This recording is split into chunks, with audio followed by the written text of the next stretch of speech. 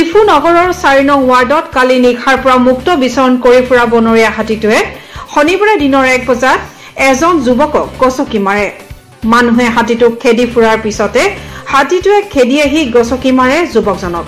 মৃত 25 বছৰীয়া যুৱকজন হৈছে এলবানো টেৰন।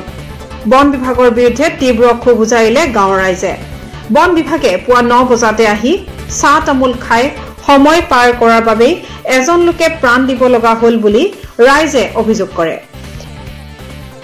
এইটো যোৱাকালি ৰাতিপুৱাৰ পৰাটো ইয়াতে আছে তাৰমানে সেইটো মুহূৰ্তত আমি ফৰেষ্টত ইনফৰ্মেশ্যন কৰিলোঁ, কিন্তু ফৰেষ্টে এইটো ইনিচিয়েটিভ নোলোৱাৰ কাৰণে এইটো অৱস্থা আচ্ছা নহয়। এইটো খেদিম বুলি কোৱাটো নহয়, অইন বেলেগ নহয়। আমাৰতো সৰঞ্জামটো একো নাই না। বম চম কিবা যদি ফটাই দিয়ে তেতিয়াহ'লে এইটো হাতীটো পলাব, কিন্তু সেইবিলাক একো নাই।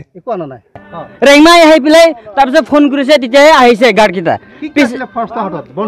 একো নাই পিছত বম এক পেকেট লৈ আনিছে, এইটো বম একটাত ফুটাইছে, একটাও নুফুটে বম। বহি পেলাই চাহ খাই আছে পিছতে, তাৰপিছতে বহুত দেৰি পিছতে 12টাৰ পিছতে মাৰিছে। ডিএফও ডিভিজন টকবিয়ে কয় যে হাতীটো খেদুৱাৰ ব্যৱস্থা কৰা হ'ব।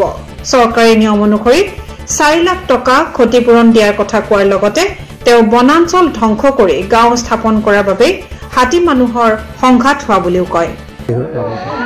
আমি যোৱাকালি গধূলি 7:30 বজাৰ পৰা আমি খবৰটো পাইছোঁ ডিফু চহৰত এটা হাতী আহিছে বুলি। আমি পাইছিলোঁ মেইন হাঞ্চি গাঁও, মেইন হাঞ্চি গাঁৱৰ পৰা। তাত গোটেই ৰাতি হাতীটো খেদা হৈছে। তো হাতীটো এফালৰ পৰা আহি এইফালে সোমালে। তো ৰাতিপুৱা আমি আকৌ এৰাউণ্ড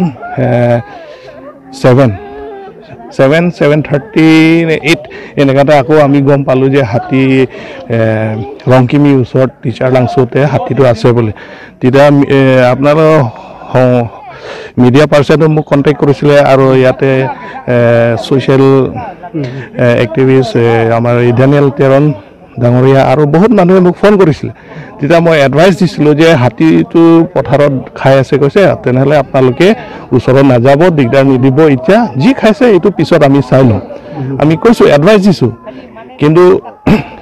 কিন্তু মানুহৰ কপাল কি এইটোতো আমি ক'ব নোৱাৰোঁ।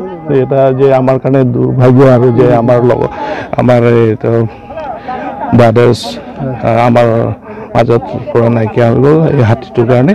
কিন্তু আপোনালোকে জানে হাতীটো মানে আজিকালি বম চম ফুটালে হাতী বেছি খঙাল হয়।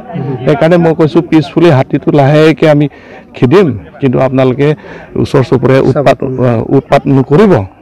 যদি কিবা হয় চাৰিওফালৰ পৰা যদি হাল্লা কৰে তো হাতীটো নাৰ্ভাছ হ'ব না। তেতিয়া সি ওলাই যাবৰ কাৰণে কাকবা নহ'লে কিবা এটা ঘৰ হওক, বেৰা হওক, যি হ'লেও ভাঙি যাব। তো মই সেইটো কথা কৈছিলোঁ, কিন্তু এতিয়া কি ক'ম আৰু, এতিয়া এনেকুৱা সময় আহি গ'ল।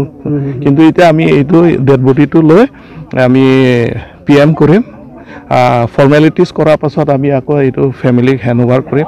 আৰু আমাৰ চৰকাৰৰ যিটো নিয়ম আছে কম্পেনচেশ্যন, এইটো 4 লাখ এইটো দিয়া হ'ব। এইটো আমি ডকুমেণ্টছ চব ভেৰিফাই কৰি ফেমিলি কোন হয় গাৰ্জেন তেওঁলোকে পাব। সেইটো টাইম লাগিব, 1 মাহমান লাগি যাব পাৰে, সেইটো কিন্তু পাব। ডিফুৰ পৰা ছাইদুল ইছলামৰ ৰিপৰ্ট, আছাম টাইমছ পোষ্ট।